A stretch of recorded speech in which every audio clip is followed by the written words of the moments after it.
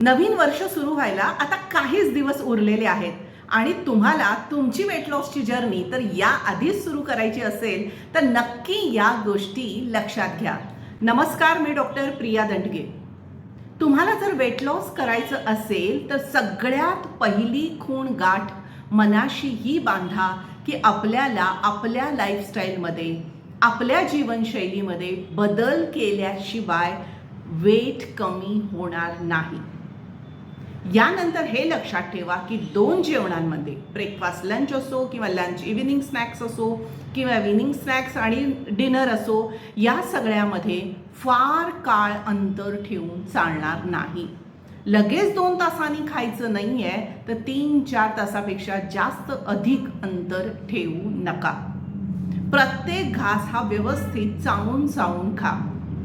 तुम्ही जर हॉटेलमध्ये खात असाल तर त्या जेवणामध्ये पोषण मूल्य कमी आहेत हे ध्यानात घ्या. कारण जे जेवण खूप लोकांसाठी शिजवलेलं असतं ते खूप काळ अग्नीवर उकळत असतं, शिजत असतं, त्यामुळे त्यातली पोषण मूल्य कमी होतात.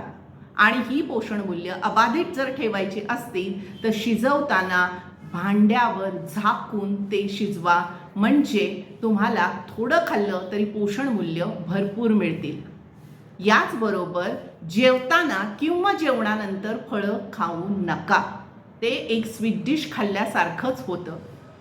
कोशिंबीर, रायता किंवा सॅलड खायचं असेल तर जेवणाच्या सुरुवातीला खा, म्हणजे मग पोट छान भरतं. लो फॅट, फॅट फ्री असलं काहीही नसतं, हे एक मिथ आहे.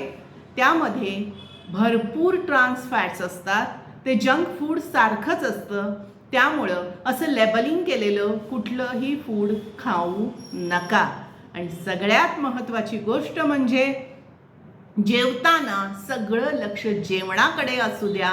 मग तुम्ही थोडं खाल्लं तरी तुम्हाला पोषण मूल्य भरपूर मिळतील. या आणि अशाच टिप्ससाठी मला फॉलो करत राहा डॉक्टर प्रिया स्नेह क्लिनिक या यूट्यूब चॅनलवर. धन्यवाद.